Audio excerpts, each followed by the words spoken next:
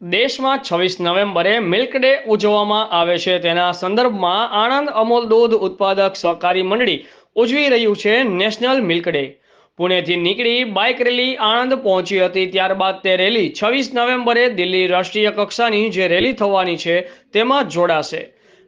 હિંમતનગરથી કેન્દ્રીય ગૃહ અને સહકાર મંત્રી અમિતભાઈ શાહના હસ્તે સુઝુકીની બાયોગેસ આધારિત કાર રેલી પ્રસ્થાન કરશે અને તે પણ 26 નવેમ્બરે દિલ્હી રાષ્ટ્રીય કક્ષાની રેલીમાં જોડાશે. આમ દેશમાં અલગ અલગ જગ્યાએથી 4 રેલીનું આયોજન કરવામાં આવ્યું છે. 4 રેલી કરવાનું આયોજન 130 વર્ષના ઇતિહાસમાં ભારતમાં પ્રથમવાર ઇન્ટરનેશનલ કોઓપરેટિવ એલાયન્સનું સૌથી મોટું અધિવેશન તારીખ 25 નવેમ્બરથી 28 નવેમ્બર દિલ્હી ખાતે થવા જઈ રહ્યું છે. જે અધિવેશનમાં ભારતના પ્રધાનમંત્રી નરેન્દ્રભાઈ મોદી અને અન્ય દેશોના ડેલિગેશનની હાજરીમાં વર્ષ 2025 ને આંતરરાષ્ટ્રીય યર ઓફ ધ કોઓપરેટિવ તરીકે જાહેર કરવામાં આવશે. બ્યુરો ચીફ અમિત પારેખ, આઝાદ મીડિયા લાઈવ, આણંદ.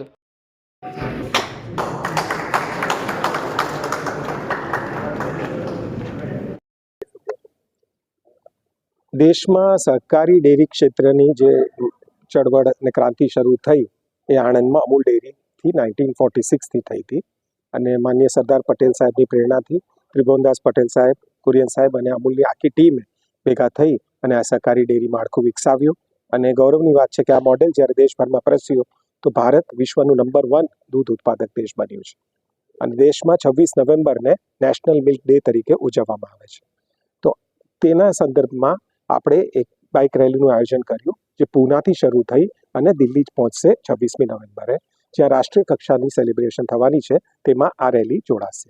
આજની રેલીનો મુખ્ય ઉદ્દેશ્ય છે કે સસ્ટેનેબિલિટી અને સર્ક્યુલર ઇકોનોમીને પ્રમોટ કરવા માટે આપણો ડેરી ઉદ્યોગ કઈ દિશામાં કામ કરી રહ્યું છે.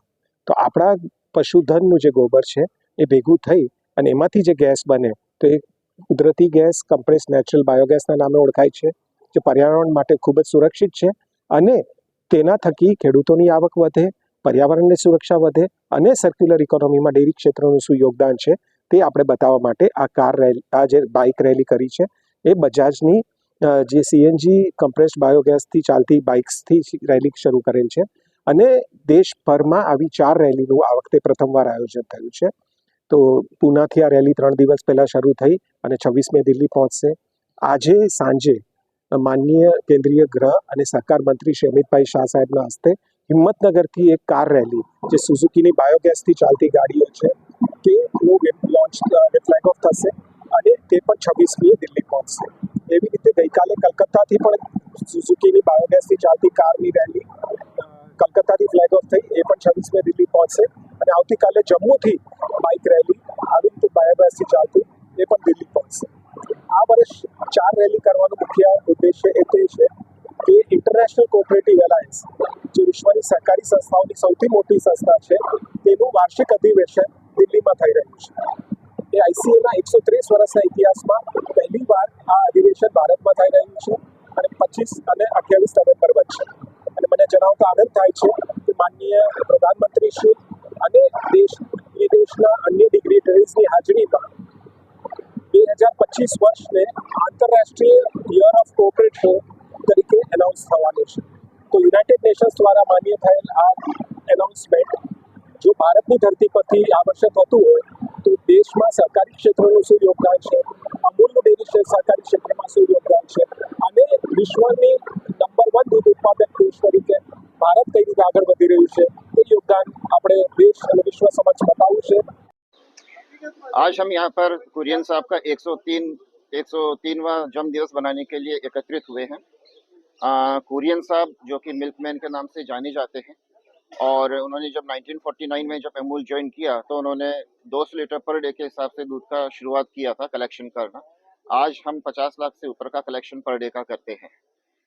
आज दिन है कुरियन साहब के बर्थडे का और उनके द्वारा लेट डाउन किए गए प्रिंसिपल्स का, क्योंकि कुरियन साहब फार्मर्स के लिए बहुत ही उन्होंने अच्छा काम किया, उनको पॉवर्टी से बाहर निकाला और एक कोऑपरेटिव स्ट्रक्चर का नया शुरुआत किया। क्योंकि वो मिल्कमैन रहे तो वाइट रिवोल्यूशन का भी पूरा हकदार रहे, उन्होंने वाइट रिवोल्यूशन किया और आज इंडिया पूरे विश्व में सबसे ज़्यादा दूध निर्माता देश बन चुका है और आगे भी रहेगा। उनकी वजह से ही अमूल ब्रांड एस्टेब्लिश हुआ अमूल जो जाना जाता है एक विश्वास के लिए, कम कीमत पर देने वाले प्रोडक्ट्स के लिए और फार्मर्स को दुनिया में सबसे बेस्ट प्राइस देने के लिए। पिछले साल भी हमने 1001 रुपये पर किलोग्राम फैट का भाव दिया था फार्मर्स को। लेकिन यह जर्नी यहीं ख़त्म नहीं होती है। अमूल फार्मर्स के एम्पावरमेंट के अलावा काम करता है नेचुरल रिसोर्सेज की प्रिजर्वेशन के लिए भी। आज हर मिल्क शेड में सोलर पैनल्स एस्टेब्लिश किए जा रहे हैं। लगभग 1200 से ज़्यादा सोलर पैनल एस्टेब्लिश किए जा रहे हैं, जो कि एक एग्जांपल है नेचुरल रिसोर्सेज का और उनके कंजर्वेशन का। सेकेंडली, रेन वाटर हार्वेस्टिंग के कई प्लांट मिल्क शेड में एस्टेब्लिश किए जा रहे हैं। और आज का जो पहल है, इसी के ही तहत एक नया कदम है, जहां पर अमूल क्लीन फ्यूल रैली का आयोजन किया गया है। हम लोग मतलब अमूल जो है बायोगैस के लिए भी काम कर रहा है और सभी फार्मर्स को अमूल का ये कमिटमेंट है कि सभी फार्मर्स को बायोगैस उपलब्ध करवाई जाए, ताकि कम से कम कीमत पर उनको बायोगैस मिल सके। जो अगर अमूल का अगर बात करें तो इंटरनेशनल लेवल पर भी अमूल ने एक अच्छा ब्रांड स्थापित किया है। और आज की रैली एक परफेक्ट एग्जांपल है कि कैसे बिजनेस लीडर्स, जिसमें कि बजाज ऑटो और मारुति सुजुकी भी इन्वॉल्व है, किस तरह से बिजनेस लीडर्स आपस में मिलकर नेचुरल रिसोर्स पर काम कर सकते हैं और उसकी पहल कर सकते हैं। यहाँ पर जितने भी लोग विद्यमान हैं, चाहे वो सपोर्टर हो, चाहे वो बाइक रैली में आए हो, चाहे वो वेल विशर हो, मैं सबको ये कहना चाहता हूँ कि अपने कुरियन साहब का जो मैसेज है नेचुरल रिसोर्सेज के ऊपर, वो सभी जगह स्प्रे करें। हम अपनी कम्युनिटी को बचाएं, अपनी अर्थ को बचाएं और अपना एनवायरनमेंट को बचाएं। इसी के लिए ये पहल है। धन्यवाद। जय हिंद, जय भारत। आपका नाम और परिचय? मैं मनीष ओझा मेरा नाम है। मैं चीफ फाइनेंस ऑफिसर हूँ। आज एमडी साहब टूर पर हैं, तो मैं इंचार्ज में एज ए एमडी कार्यरत हूँ। Thank you.